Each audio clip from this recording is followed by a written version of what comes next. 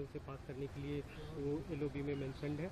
लेकिन जो सबसे महत्वपूर्ण बात है कि बीजेडी और वाईएसआरसीपी जैसी पार्टियों ने अब केंद्र के समर्थन की सीधी घोषणा कर दी है। आपके पास संख्या बल कम है।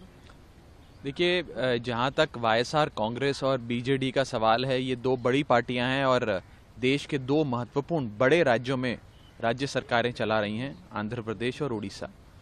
लेकिन फिर भी उन लोगों ने राज्य की शक्तियां छीनकर सारी शक्तियां केंद्र में लीन करने वाले एक अलोकतांत्रिक, असंवैधानिक बिल का समर्थन करने का फैसला लिया है। उस पर बस मुझे इतना ही कहना है कि कुछ तो मजबूरियां रही होंगी, यूं ही कोई बेवफा नहीं होता। जी करता है कि बहुत सच कहूं, क्या करें हौसला नहीं होता। जरूर उनकी कोई मजबूरियां रही होंगी जिसके चलते उन लोगों ने ये फैसला लिया। क्या मजबूरियां हैं, किन मजबूरियों के चलते फैसला लिया, ये निर्णय, इसका विश्लेषण मैं आप पे छोड़ता हूं, जनता पे छोड़ता हूं। लेकिन इतना जरूर कहना चाहूंगा कि इस खतरनाक कानून को, राज्य सरकार को की शक्तियों को ध्वस्त करने वाले कानून को सिर्फ दिल्ली के परिप्रेक्ष्य से नहीं देखना चाहिए। अगर ये कानून, ये प्रयोग दिल्ली में सफल हो गया, भाजपा इसे दिल्ली में लागू करने में सफल हो गई, तो फिर ये देश के तमाम गैर भाजपा राज्यों में लागू किया जाएगा और गैर भाजपा राज्यों की सरकारों की शक्तियां छीनी जाएंगी।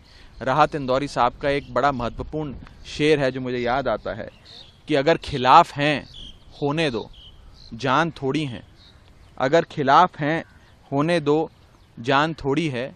ये सब धुआं है, आसमान थोड़ी है।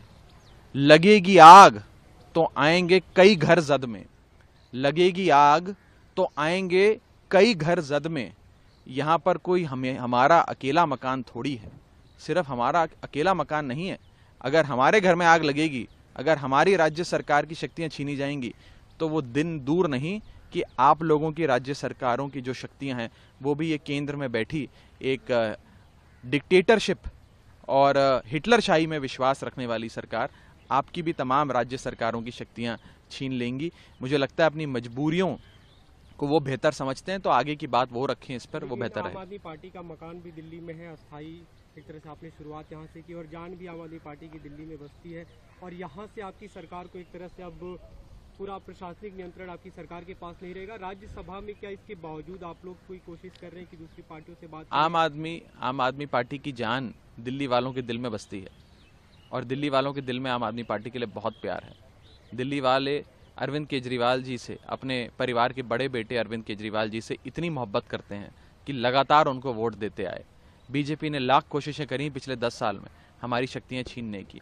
कभी ऑर्डिनेंस ले आए, कभी बिल ले आए, कभी नोटिफिकेशन ले आए, कभी उपराज्यपाल को हम पे छोड़ दिया, न जाने क्या क्या किया, कई प्रकार की जांचें बिठा ली।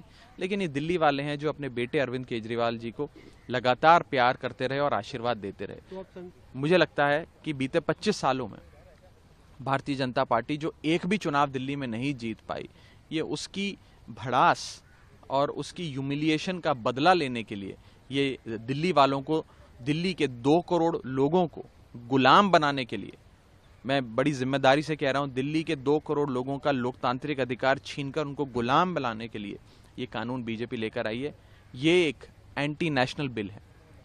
It is an anti national bill. जो लोग इस राष्ट्र विरोधी कानून का समर्थन करेंगे उन्हें इतिहास राष्ट्र विरोधियों के नाम से याद रखेगा और जो बिल को गिराने में हमारा साथ देंगे उन लोगों को राष्ट्रभक्त के नाम से ये इतिहास याद रखेगा। आप सदन में आप एक तरह से सरेंडर कर रहे हैं कि अब जो होगा देखा जाएगा और जनता के बीच किसी प्रकार का कोई सरेंडर नहीं है।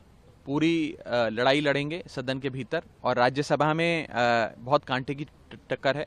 सरकार के पास जो आंकड़े हैं लगभग उतने ही आंकड़े विपक्ष के पास भी हैं। पूरा इंडिया ब्लॉक एकजुट है, मजबूत लड़ाई होगी। पूरी मुस्तैदी से हम देश के संविधान को बचाने के लिए, देश के लोकतंत्र को बचाने के लिए ये लड़ाई लड़ेंगे। और मैंने पहले भी ये बात कही थी, फिर एक बार कहूंगा कि ये मात्र एक छोटे से बिल पर मतदान की बात नहीं है। ये एक धर्म युद्ध है जिसमें धर्म हमारे साथ है, अच्छाई हमारे साथ है, सत्य हमारे साथ है। अधर्म, बुराई और असत्य भाजपा के खेमे में है। और जब धर्म आपके साथ हो तो इस ब्रह्मांड की तमाम शक्तियां आपको जिताने में अवश्य लग जाती हैं। और मेरा भी विश्वास है कि जब ये बिल मतदान पे आएगा तो अवश्य हम सब लोग इस बिल को गिराने में सफल होंगे।